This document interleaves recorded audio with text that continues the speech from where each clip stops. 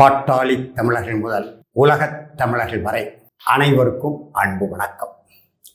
அன்பிற்குரிய தமிழர்களே, இன்றைக்கு நம்முடைய எரிதனல் வலையொலி வாயிலாக எந்த செய்தியை பேச இருக்கிறோம் என்று சொன்னால், தமிழ்நாட்டு சார்பில் தில்லி நாடாளுமன்ற மாநிலங்களவை உறுப்பினர்கள் பொறுப்பு ஏறக்குறைய 6 இடங்கள் காலாவதி ஆயின. நம்முடைய தமிழ் மாநில காங்கிரஸ் தலைவர் ஜே.கே. வாசன், நம்முடைய தமிழின போராளி மருத்துவர் ஐயா அவர்களின் தவ புதல்வர் நம்முடைய மதிப்பிற்குரிய மருத்துவர் அன்புமணி, இப்படி பல பேர். அதிலே புதிதாக அந்த மாநிலங்களவை உறுப்பினர்களுக்கு தேர்தல் நடந்து 6 பேர் போட்டியின்றி தேர்வு செய்யப்பட்டார்கள். இந்த மாநிலங்களவை அல்லது சட்ட மேலவை ஏன் ஏற்படுத்தப்பட்டது என்று சொன்னால், அறிஞர்களுக்கு எப்போதுமே, அது அரசியல் அறிஞர்களாக இருந்தால் சரிதான், கல்வித்துறை அறிஞர்களாக இருந்தால் சரிதான், நம்முடைய குடியரசுத் தலைவராக இருந்து மறைந்த அப்துல் கலாம் போன்றவர்கள் மக்களிடம் தேர்தலில் நின்று வாக்குகளை பெற்று சட்டமன்றத்திற்கோ நாடாளுமன்றத்திற்கோ போக இயலாது. ஆகையினாலே அவர்களுக்கு வாய்ப்பளிக்க வேண்டும், அவருடைய அறிவை நாடு பயன்படுத்தி கொள்ள வேண்டும் என்கின்ற நோக்கத்திலும், அதே போல நம்முடைய இந்திய பெருநிலப்பின் விடுதலை போராட்டத்தில் பல ஈகங்களை செய்தவர்கள், மிகப்பெரிய அளவில் களமாடி போராடியவர்கள் வெள்ளைக்காரன் காலகட்டத்தில். அது காங்கிரஸ் கட்சி தான், அதில் ஒன்றும் மாறுபட்ட கருத்து இல்லை. காங்கிரஸ் கட்சியிலிருந்தான், காங்கிரஸ் கட்சி தான் மிகப்பெரிய போராட்டத்தை 1920 நாம் ஏற்கனவே பதிவு செய்த போல நம்முடைய தேசப்பிதா என்று சொல்லக்கூடிய, தேசம் என்றால் எது அது வேறு செய்தி, ஆனாலும் தேசப்பிதா என்று சொல்லக்கூடிய காந்தியடிகள் தலைமையில் மிகப்பெரிய அறவழி போராட்டங்கள், ஜனநாயக போராட்டங்கள் அடிப்படையிலே விடுதலை பெற்றோம். அந்த விடுதலை போராட்டத்தில் தங்களை ஈடுபடுத்திக் கொண்ட மிகப்பெரிய தியாகிகளுக்கு வாய்ப்பு கிடைக்காது. ஆச்சாரியா கிருபாலினி போன்றவர்கள் அந்த காலத்தில் சொல்வார்கள். இப்படி பல பேருக்கு வாய்ப்பு கிடைக்காது. அவர்களை சிறப்பு செய்ய வேண்டும். நாட்டினுடைய அரசியல் வளர்ச்சியிலே, பொருளாதார வளர்ச்சியிலே, கல்வி வளர்ச்சியிலே அவர்களுடைய அறிவை இந்த நாடு பயன்படுத்திக் கொள்ள வேண்டும் என்கின்ற நோக்கத்தில் தான் வெள்ளைக்காரன் காலகட்டத்திலே இந்த சட்டமன்ற மேலவை தமிழ்நாட்டில் அது இல்லை. அது ஏன் இல்லை என்பது பெரிய சிக்கலுக்குரியது. மக்கள் திலகம் மாக்கோரா அவர்கள், அம்மையார் ஜெயலலிதா அவர்களே அந்த காலத்திலே கொள்கை பரப்பு செயலாளர், அந்த கொள்கை பரப்பு செயலாளர் பெயரும் சொல்லுமே அப்பொழுதுதான் பெரிய அளவில் அது பேசு பொருள் ஆனது. இன்றைக்கு எல்லா கட்சியிலையும் கொள்கை பரப்பு செயலாளர், எங்க கட்சியில் இல்லை, பாட்டாளி மக்கள் கட்சியில் இல்லை. கொள்கை விளக்க அணி தலைவர் நான், கொள்கை விளக்க அணியினுடைய துணை தலைவர் நம்முடைய எடப்பாடி துரைசாமி நம்ம கட்சியில. இன்னும் ஒருவர் இருக்கிறார், நம்முடைய அன்பு தம்பி அன்பு திராவிடன் என்று தமிழின போராளி மருத்துவர் ஐயா அவர்களால் நியமிக்கப்பட்ட பொறுப்பாளர்கள் நாங்கள்.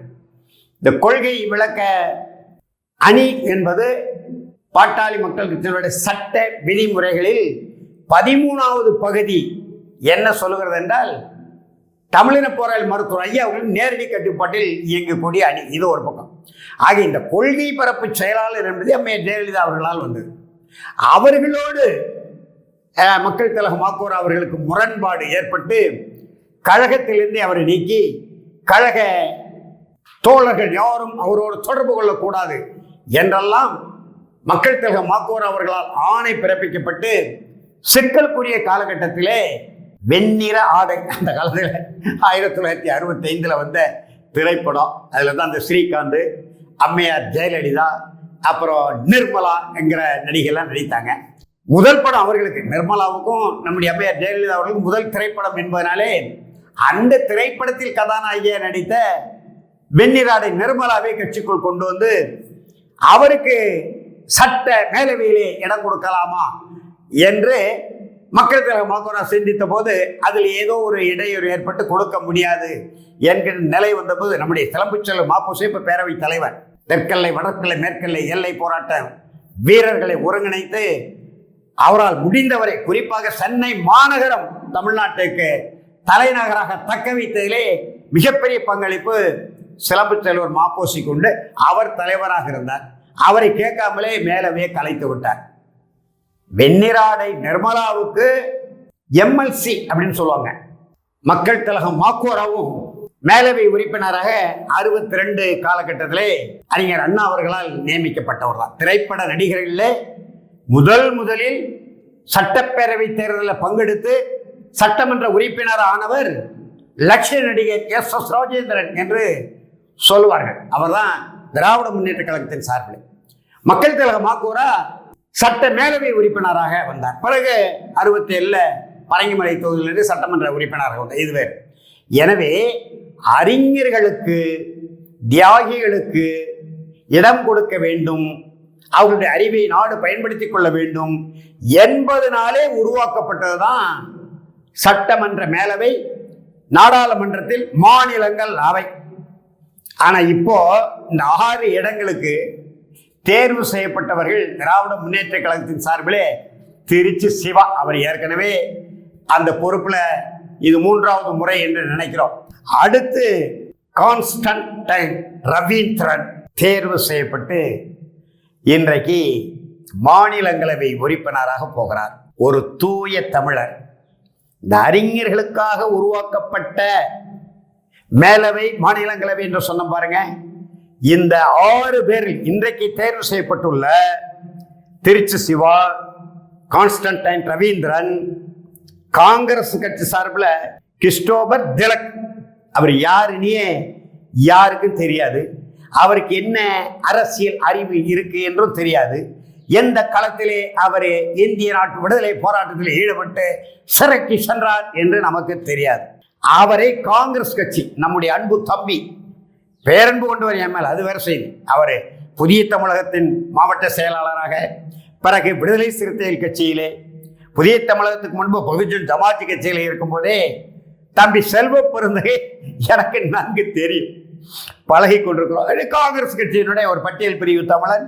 விடுதலை சிறுத்தைகளிலிருந்து இன்றைக்கு விடுதலை சிறுத்தைகளை தம்பி தொல் திருமாவளவனுக்கு பின்னாலே இருந்து பணி செய்த ஒருவர் இப்பொழுது அனைத்து கட்சி கூட்டம் என்றால், மாண்புமிகு முதலமைச்சர் மு க ஸ்டாலின் தலைமையில் நடைபெறுகிற கூட்டம் என்றால் செல்வ பெருந்தகை பக்கத்தில் உட்கார்றாரு. என் தம்பி தொல் திருமாவளவன் 3வது 4வது இடத்துக்கு போகிறார். இதெல்லாம் நம்ம பார்க்கிறோம். அரசியல்ல எப்படி வேண்டுமானால் நடக்கும், யாரை வேண்டுமானால் அரசியல் ஏற்பு வழங்கும் என்பதற்கு செல்வ பெருந்தகையே ஒரு சான்று. செல்வ பெருந்தகை ஏற்பாட்டில் கிறிஸ்டோபர் திலக் எவ்வளவு பணம் கொடுத்தாருன்னு தெரியல. பணம் கொடுக்காமல் உறுதியாக காங்கிரஸ் கட்சியிலே கிறிஸ்டோபர் திலக் நாடாளுமன்ற மாநிலங்களவை உறுப்பினராக முடியாது. அடுத்து என்ன பெரிய வேதனை என்று சொன்னால், இந்த தமிழ்நாட்டின் சாபக்கேடு, இந்த திராவிட கலாச்சாரம் என்று அதை சொல்லலாம்.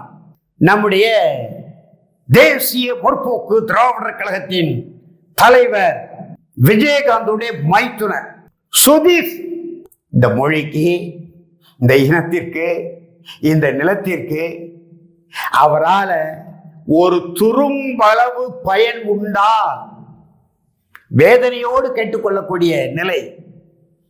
அரசியலில் உண்மை, நேர்மை, வாய்மையா இருக்கவர்கள் வெட்கி தலை குனிய வேண்டிய நிலை. 2021 சட்டப்பேரவை தேர்தலில் தேசிய முற்போக்கு திராவிடர் கழகம் அதிமுகவோடு கூட்டணி சேர்ந்தது.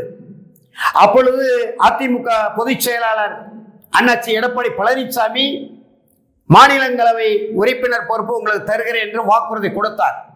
ஆனால் தேர்தலில் நடந்த, அதாவது தேசிய முற்போக்கு திராவிடர் கழகத்தின் தில்லு முள்ளு வேலைகளுக்காக பிறகு எடப்பாடி கொடுக்க மறுத்து விட்டார்.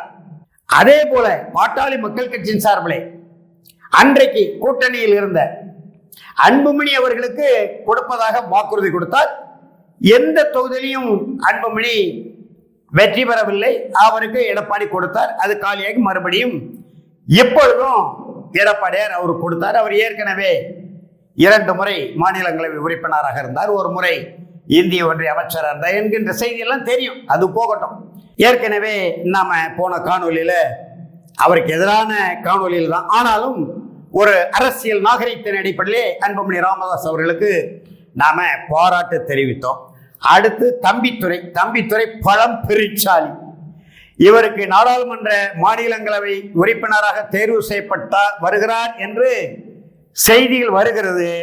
அதே நேரத்தில் அவருடைய குடும்ப உரிமை சொத்தான ஜெயின் பீட்டர் உயர்கல்வி ஆராய்ச்சி நிறுவனம், அங்க என்ன ஆராய்ச்சி பண்றாங்கன்னு யாருக்கும் தெரியல.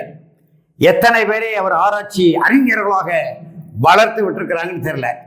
அந்த ஜெயின் பீட்டர் உயர்கல்வி ஆராய்ச்சி நிறுவனம் 2476 சதுர மீட்டர் அரசு நிலத்தை அந்த செய்தி வருது.